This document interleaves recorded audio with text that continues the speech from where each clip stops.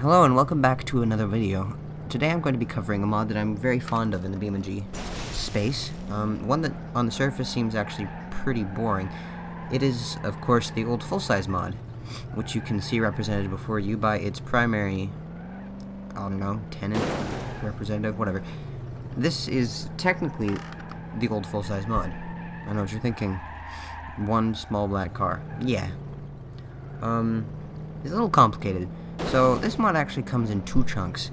You have the part that lives on the repository that you can download officially from Beam.ng's mod section, and then you have the add-on pack, which adds, you know, the rest of the mod.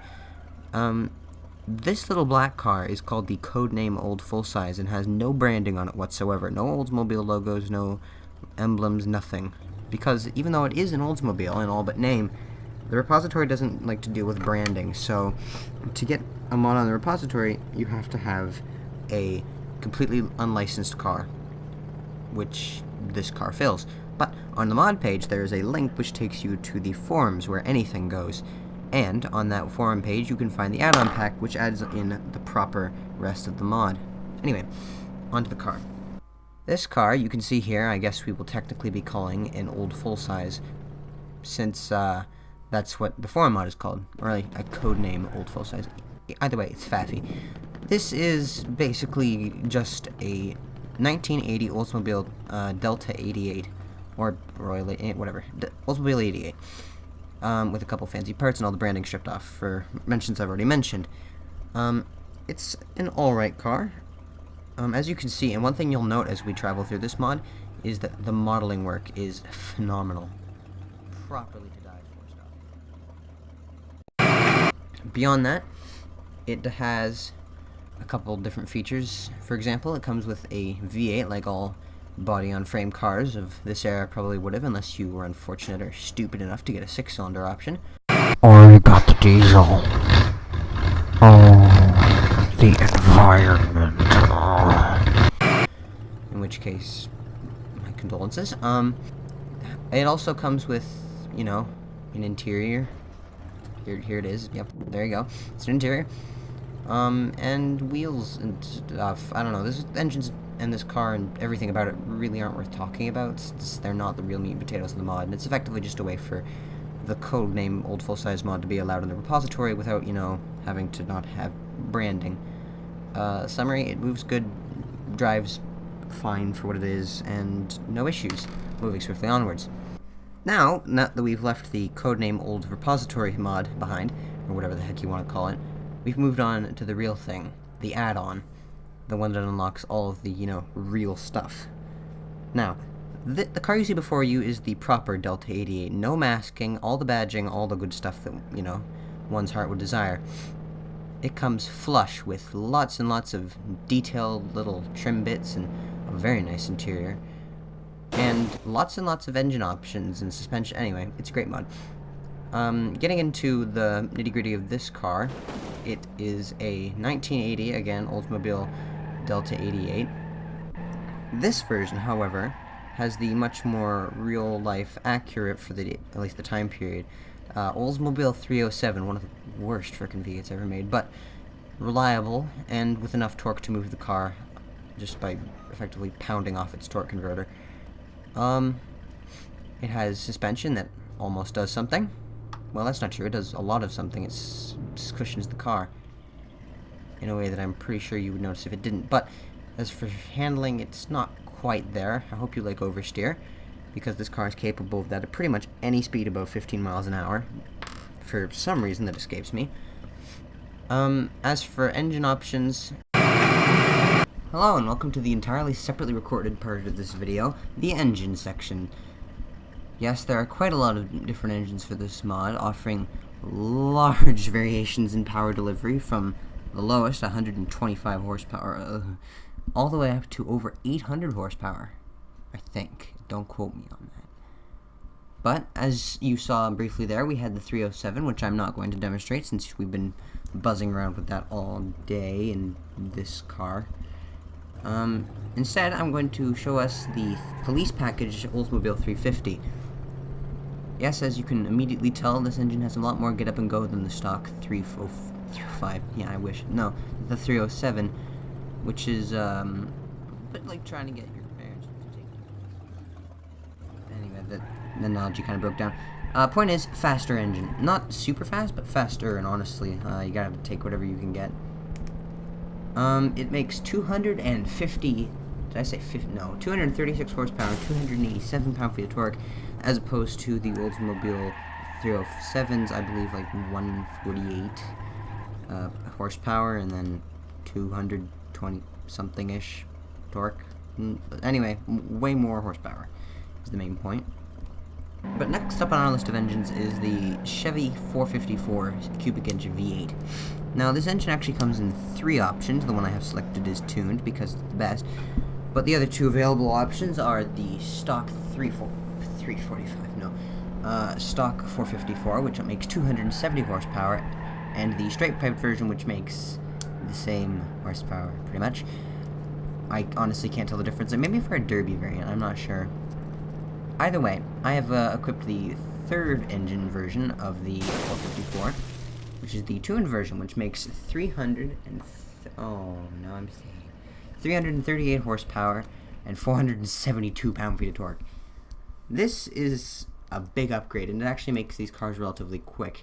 And it also shows how poorly geared the 3-speed automatic transmissions are.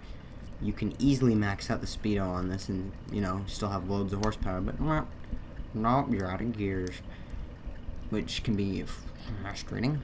But frankly, if you want a fast version of these cars, but not like ridiculously fast or with weird engine sounds, this is probably the best place for you to be, since this or the down-tuned version are both manageable on stock tires, but also can benefit from bigger tires and give way more get up and go than the stock small blocks. Oh yeah, did I mention this is a big block engine? Well, it is. It should probably be obvious from the fact that it's a 7.4 liter engine, but, you know, it's always good to mention. Next up on our list is the Oldsmobile Street Legal V8 engine, making 550 horsepower. Well, 446, but close enough, eh? It says LF9 based. You may notice that the Oldsmobile LF9 is the diesel engine. I'm not sure if the mod is implying that these high horsepower engines are based off the diesel. That might be what it's trying to say. If it is, that's hilarious. Mostly because the mod developer actually thought that the diesel 305 could, you know, keep its head gaskets on long enough to make 546 horsepower, but I digress. As you just saw from my incredible driving talent and ability, these engines can be a hassle to drive, less so, of course, if you have a functioning frontal lobe, but it makes, as prior mentioned, 546 horsepower and 687, I think, pound-feet of torque. So, yeah, smoky tires, that's what you're going to be getting. Beyond that, it has an RPM limit of somewhere in the high 5s, I believe. And it comes with a bunch of transmissions. You have the 4-speed automatic, you have the 4-speed manual, 5-speed manual, and then the 6-speed automatic. And frankly, you should either just use the 6-speed or the 5-speed, because all the others are just worse versions of the same thing. So yeah, there's that. There are, of course, other engines to choose from. There's an 800 horsepower version of that 550. There is the diesel engine, which I will show you at the end of the video, since it's its own special inbred version of exciting.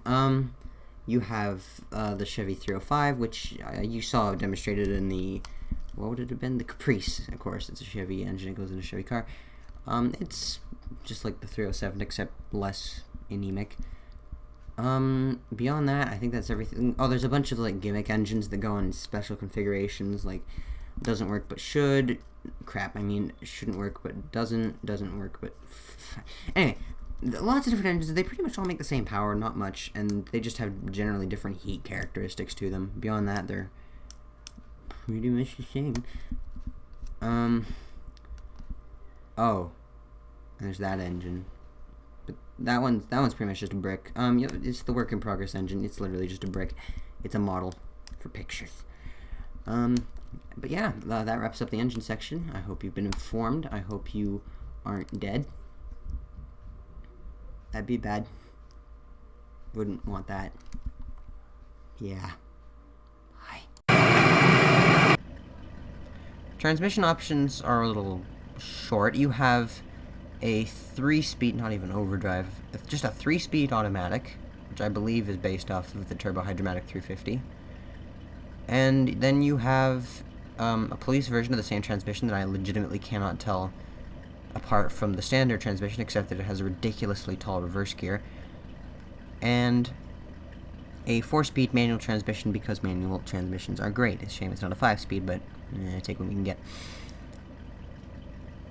As for the rest of the driveline bits, it has generic whatever, who cares, and a 241 open rear differential. Yeah, those of you who understand what that number means have just probably dropped your jaw, and you who don't will go, okay, numbers. Either way, it doesn't matter. Effectively, it just means very special gearing. Anyway, first up to bat is the, I would say, most important wagon configuration.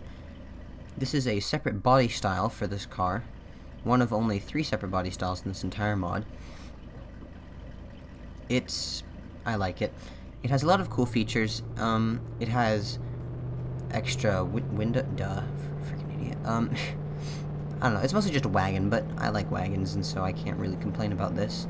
It too is, of course, well modeled and drives like you would expect, and is a lot of fun if you like sloshy cars that really would rather not drive sideways. It also has a really cool opening and closing tailgate like the one you can see here.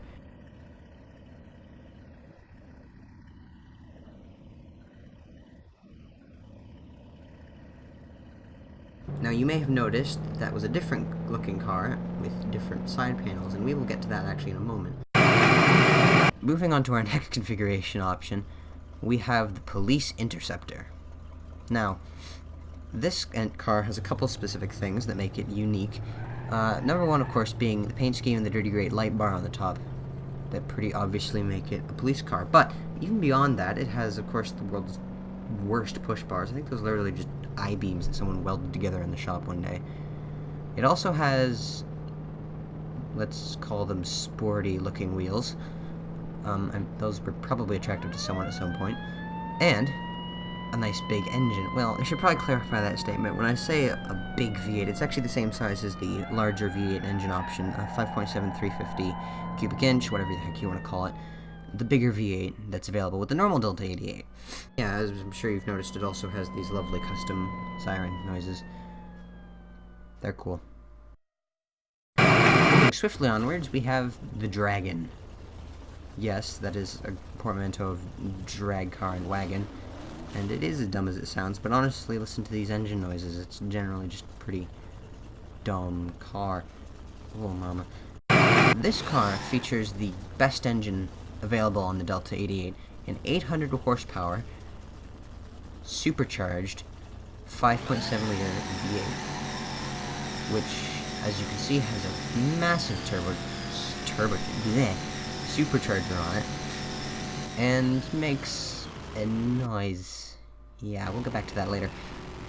Anyway, as you can see from our speedo in the top left-hand corner, we are going somewhere between bloody and fast, and don't worry, this car can actually do that for quite a long time. Anyway, this car is good for drag strip racing and whatnot. As you may have noticed, it also has an option for a custom front end, which has those nice screen door front fence. Where's my knees? No, grill. Thank you very much. Front grill that's built like a screen door off some 80s wood cabin from Nova Scotia. Anyway, overall, good drag car. Engine noises. Again, we'll get back to that. Now, I hear you saying, wow, this all seems great, but is there something else for me who's not happy to just have one incredibly detailed and well thought out car? And the answer to that is, surprisingly, yes, actually. The Oldfullsize mod includes 3 cars, and the second of which is seen before you today. The Chevy Caprice, a car which I mentioned in my previous video I'm a big fan of. Hence why this is probably the reason I have over 700 hours on Beam.ng, help me. As you can probably tell, pretty much the same body layout as an Oldsmobile 88, save for their front and rear end differences and a lot less chrome. Like, a lot less chrome.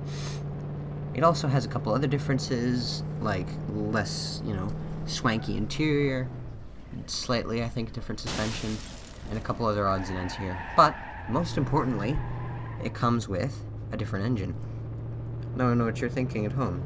Oh, well, it's cheaper than the Oldsmobile 88, so it must have a worse engine, if that can be imagined. No, actually. No, this one comes with a Chevrolet engine. Or at least it should. There were actually some Caprices made with Oldsmobile 307s, but that doesn't matter. Anyway, this Chevy Caprice comes with the Chevy 305, an engine which actually, you may have noticed, is only 2 cubic inches different from the Oldsmobile 307.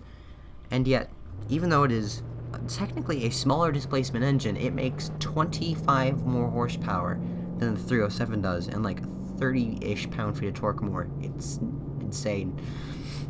This engine is definitely the better one. And honestly, if I plan on driving a Delta 88 in this game for a long time, I swap in the 305 because the 307 is just, so slow.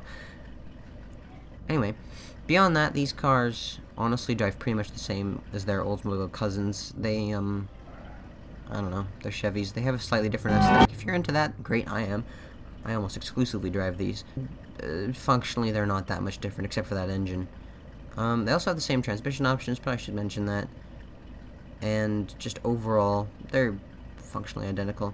They also have a couple different configurations. On display for you here is a glorious late 80s Woody wagon, showing off some lovely chrome stripping and enough hardwood to take out an entire Save the Trees rally at once. But this is, again, pretty much functionally identical to the Oldsmobile variants, with the exception of the changed engine. Anyway, if it can be believed, and as I hinted at earlier, this mod actually includes a third vehicle. Yes, friends. Yes, friends, even aside from the practically identical Oldsmobile 88 and the Chevy Caprice, you have the Oldsmobile 98 Regency. It doesn't call it the 98 in game for some reason. It calls it the Regency, and it's wrong, but it's a 98. Anyway, this car, you may initially think looks the same as the 88. Aha, but that's where you're wrong. This car is an even more upmarket version of the 88. It's longer, it's based on a different chassis, and it's stretched like 8 inches over the 88, mostly in like rear legroom. You'll also notice it has slightly different styling on the rear, with a more aggressive notch back look. Is that the right? I don't care. Anyway, it's more like straight down on the rear window, is effectively what I'm trying to say. You'll also notice it's ridiculously, like, exorbitantly luxurious inside here. Ooh, big boy word. It's also got more wood paneling than any of them combined, to the point where it's starting to get a little bit cancerous.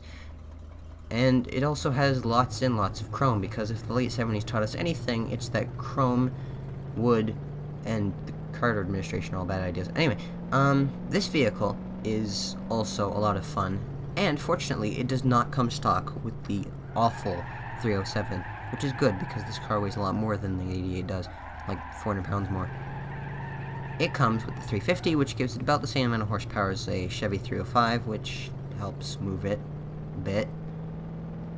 Frankly, this car's a lot of fun to drive, even if it is relatively similar to the others, sparing the difference that the lengthened wheelbase makes. It too likes oversteer like no tomorrow, especially with the parking brake.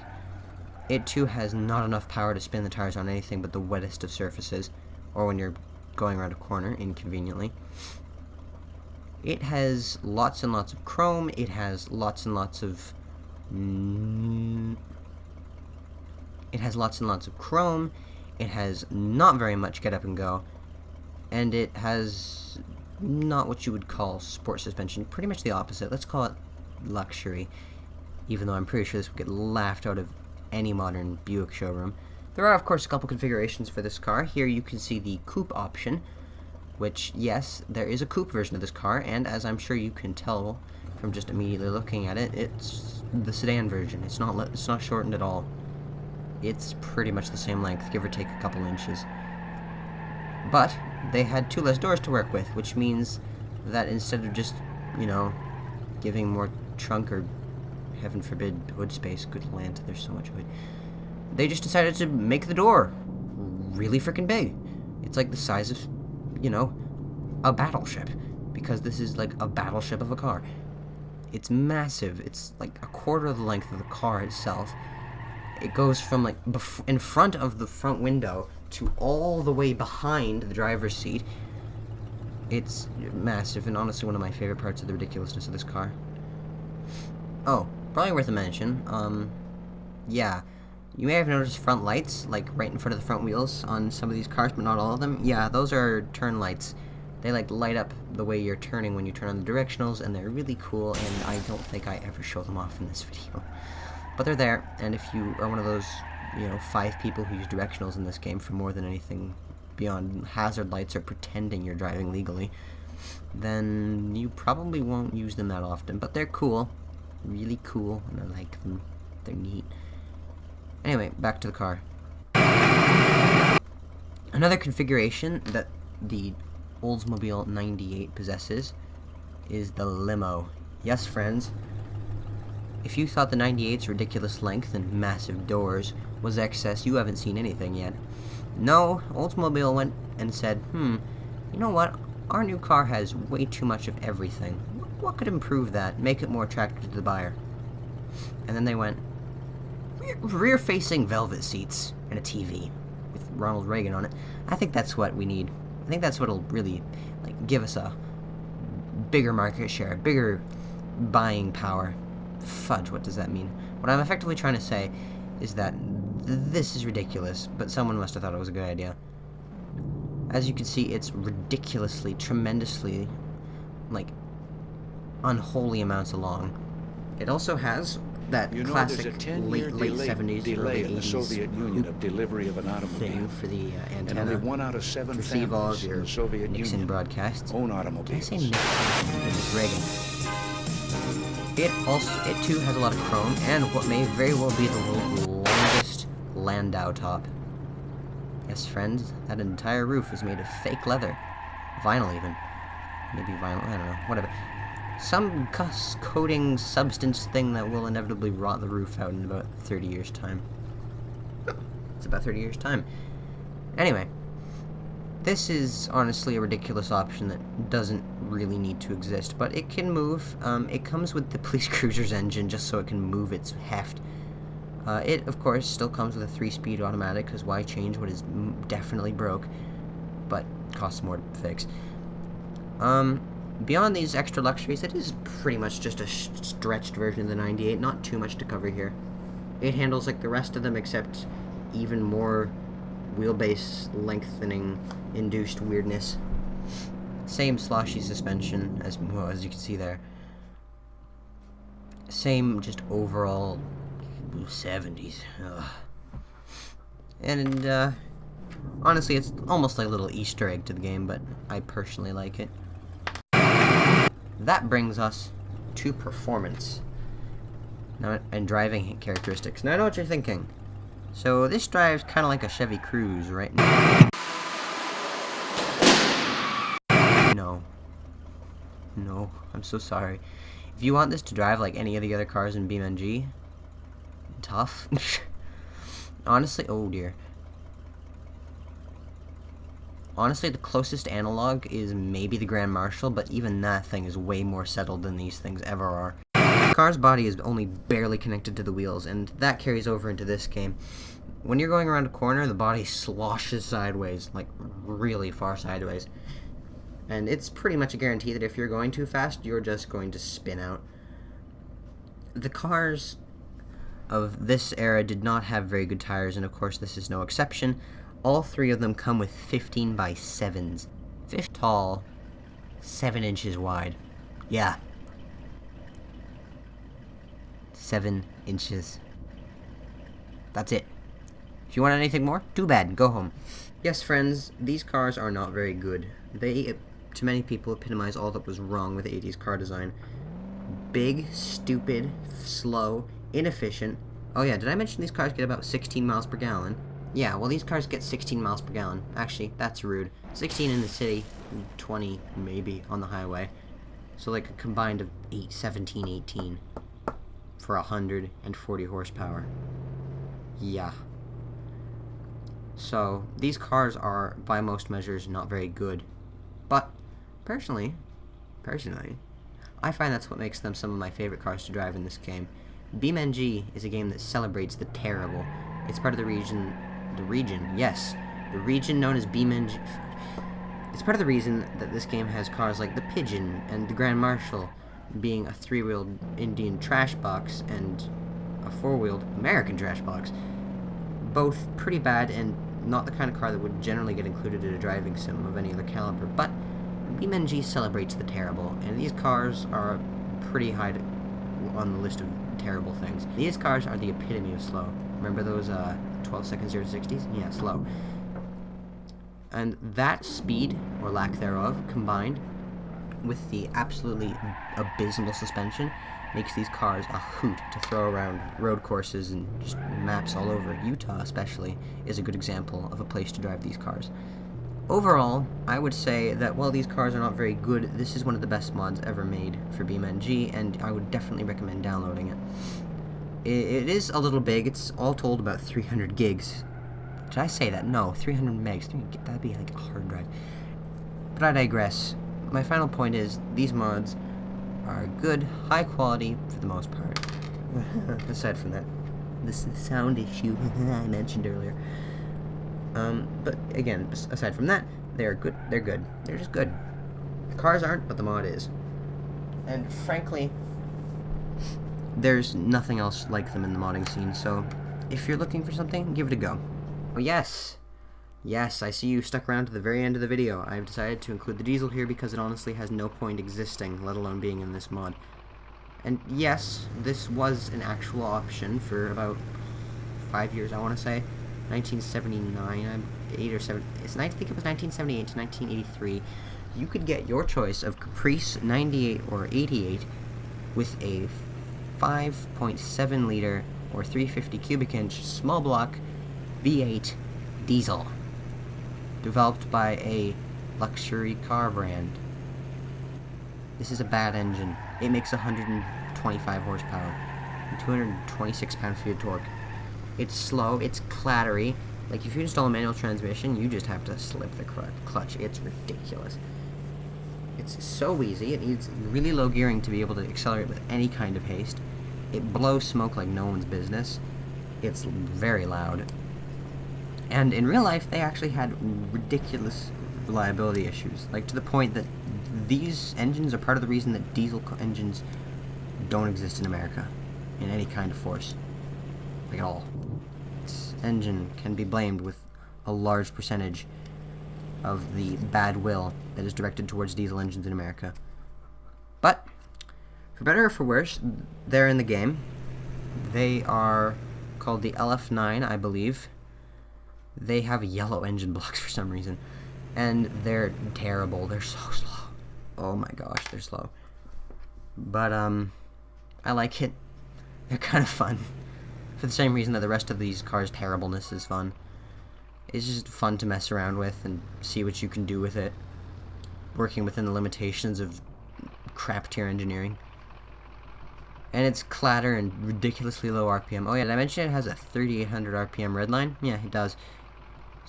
All that combined means that it's a bad engine, and it's slow, so slow as you can see here. But it's again, another one of the Easter eggs that makes this mod great.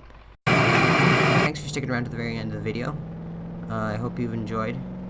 If you're wondering, that little car, yeah, it's not little. That car you've seen driving around towards the very end is a custom configuration, sorry. If you want, I maybe could post it in the comments. Actually, probably not. I don't know how to do that. But, yeah, it's a little configuration I made. And it's fun. It uses a 454 and four-wheel drive. Oh yeah, this mod has four-wheel drive and off-roading elements, but I don't care. So if you want to find those, get the mod, you'll see them. Anyway, but yeah, the config is cool. I like it. Hope you like it, watching it too, and watching me fail with it. Wrapping things up. If you liked the video, like it. If you disliked it, well, there's the button. You know how to use it.